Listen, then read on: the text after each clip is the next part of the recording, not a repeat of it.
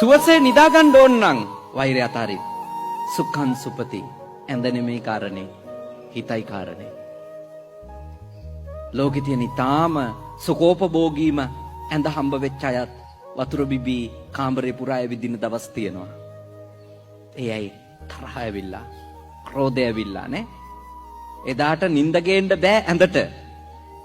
ඇඳට හරි නිින්ද අපිට සුවදායි ලෙස ලබා දෙන්න පුළුවන් අපේ හිත හැදිච්ච දවසට විතරයි හිත හදාගන්න. සුඛං සුපති. සුවසේ නිදාගත්තොත් මෛත්‍රී කරන නිසා එයාට තව ලාභයක් ලැබෙනවා. මොකද්ද? සුඛං පටිබුජ්ජති. සුවසේ නැගිටින්නත් හම්බ වෙනවා නේ. ඒකට කරන්න තියෙන්නේ ඇඳේ ප්‍රශ්නෙම විසඳින්න එක නෙමෙයි. හිතේ ප්‍රශ්න විසඳන්න.